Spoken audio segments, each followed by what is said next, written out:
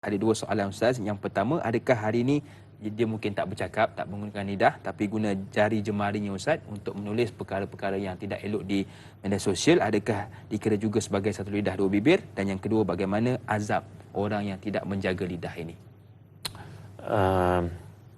Ta'i dan juga para penonton dimulai Allah sekalian. Kalau kita lihat dalam Al-Quran, Allah menjelaskan wa yatawaffakum bilaili wa ya'lamu ma jarahtum bin nahar. Allah lah yang matikan kamu waktu malam ketika kamu tidur, mati itu sebenarnya, dan mengetahui apa yang kau lakukan pada waktu siang. Jadi perkataan digunakan oleh Allah ni jarahtum. Kata para ulama tafsir, jarahtum ni berarti kamu lakukan apa sahaja. Pandangan melibatkan kelingan pun boleh menyebabkan dosa.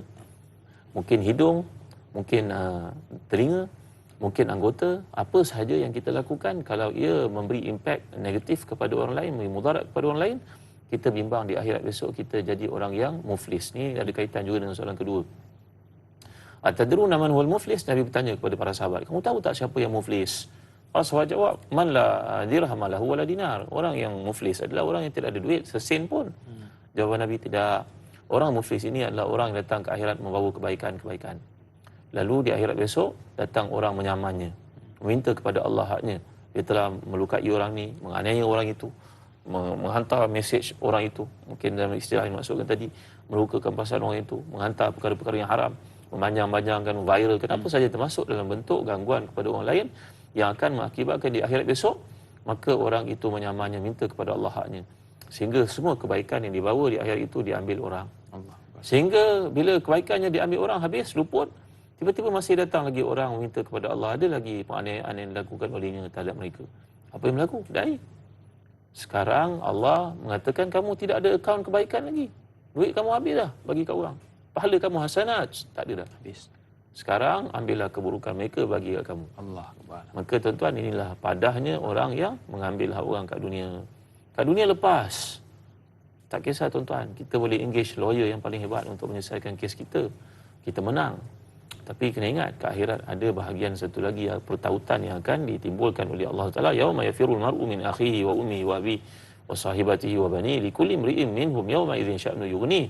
Hari akhirat nanti semua orang akan menjawab sendiri di depan Allah. Laisa bainaka wa bainahu turjuman.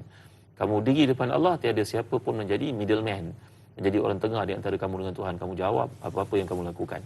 Maka orang beriman bila baca ayat seperti ini, hadis seperti ini, menimbulkan kesuburan iman dalam dirinya, menyebabkan tak apalah aku rugi kat dunia sedikit, tak mengapa, asalkan akhirat aku untung. Ya.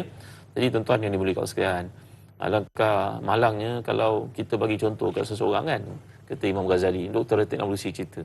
Saya kata pada seorang ni duduk bawah ni. Tempatnya bawah duduk, tak ada kerusi, panas mungkin, tak selesa duduk. Tapi anda duduk sini 5 minit, lepas ni 5 jam saya akan bagi anda satu kelebihan. Saya bagi sebuah kereta. Subhanallah. Maka begitulah bandingan dunia.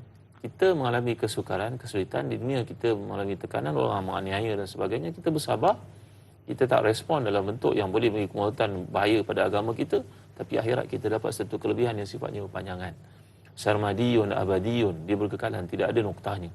Maka perkara semikian membangkitkan diri kita kesedaran untuk meninggalkan perkara-perkara maksiat, insya-Allah. Baik Ustaz, jadi apa pun yang kita nak lakukan ataupun apa pun yang nak kita sampaikan, hati-hati, jaga-jaga jangan sampai kita menjadi golongan yang muflis.